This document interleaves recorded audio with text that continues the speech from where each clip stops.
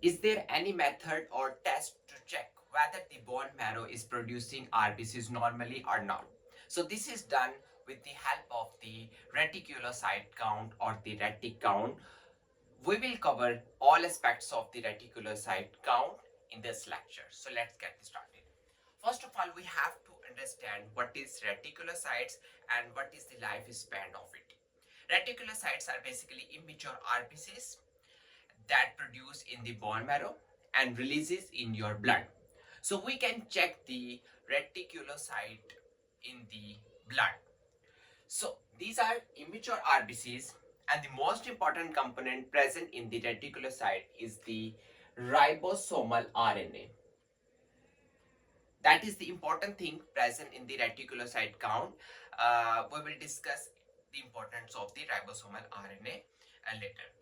So in the bloodstream, retic count life span will be 1 to 2 days, while the mature RBC's lifespan will be 120 days. So mature RBC's life is more as compared to the reticulocyte count. In different situation, retic count start increasing, and there are also some situation in which the retic count start decreasing. We will see it later. So we have to understand different stages how reticulocyte count is produced in the bone marrow. So first of all, in the bone marrow, you will see the stem cell, hematopoietic stem cell. It will produce the pro-erythroblast. It will convert into the basophilic erythroblast, then polychromatic erythroblast, and orthochromatic erythroblast. And the last most important is the after the orthochromatic erythroblast, it will produce the reticulocytes. These are the immature RBCs.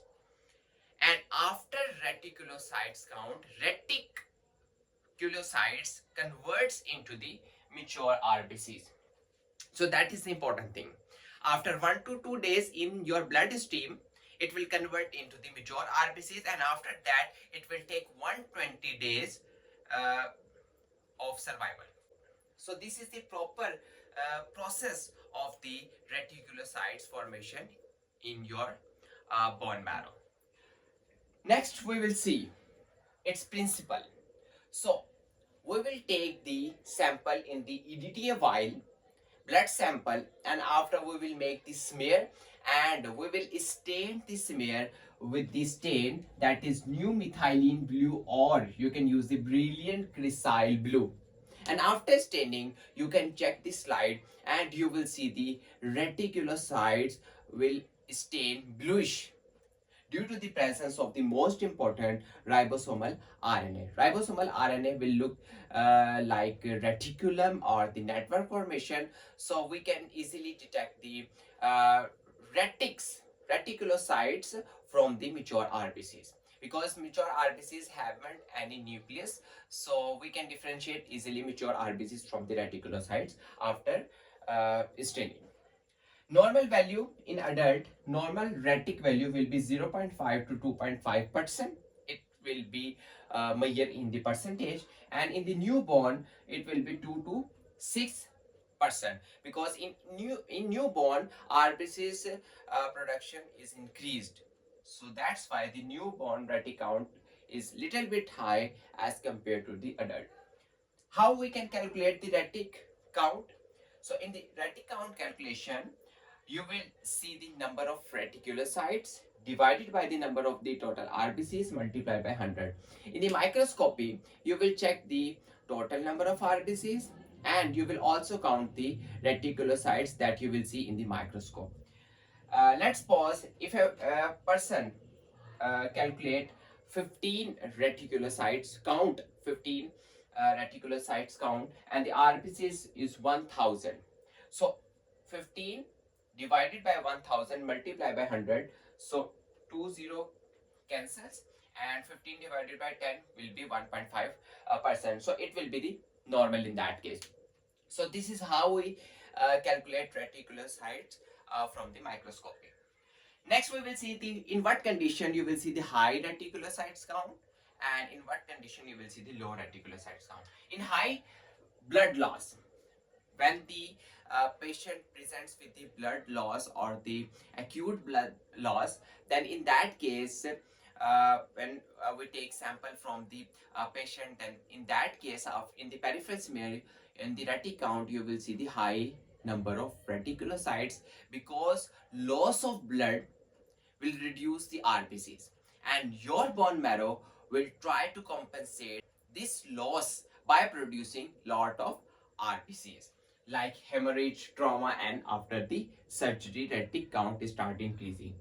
Hemolytic anemia, when the RBCs start destroying, in the sickle cell anemia, G6PD deficiency, and in the thalassemia, in that case, body will try to compensate blood loss by increasing the productions of the reticule. After treatment, like if the patient uh, having iron, vitamin B12, and folate deficiency, and after the treatment, or after taking supplement like the iron, vitamin B12, and folate, patient bone marrow will start producing the RBCs. So ultimately, retic count will also be increased in that case after taking supplement like vitamin B12 and the folate. Next, recovery, bone marrow recovery after chemo therapy. Uh, in that case, you will also see high level of the reticulocyte count. Low level retic count, like in the bone marrow failure, when the bone marrow failed, like in aplastic anemia, when all the lineage, red blood cell, white blood cell, and platelets start reducing. In leukemia, retic count start reducing. Nutrition deficiency, iron, vitamin B12, and folate, these are the important vitamin and the minerals involved in the production of the RBCs. If there is a deficiency any of it, then it will decrease the production of the RBCs, and ultimately retic count will also be decreased. In that case, chronic disease like CKD and chronic inflammatory diseases, in that case you will also see the retic count decrease. Retic count, like in CKD, actually from the kidney you will see the production of the erythropoietin hormone, and this hormone is involved in the production of the RBCs. If the patient is presenting with CKD, then EPO is start reducing, and ultimately retic count start reducing in that case. In infections, in viral infection, and in drugs, in chemotherapy, retic count start decreasing. We will see the different clinical cases, like in vitamin B12 and the iron deficiency, HB start reducing because RBCs is not working properly, or hemoglobin is not formed in that case. In that case, due to the deficiency of these minerals, retic count will also be low and HB will also be low. And the interpretation will be the nutrition deficiency like irons or the vitamin B12.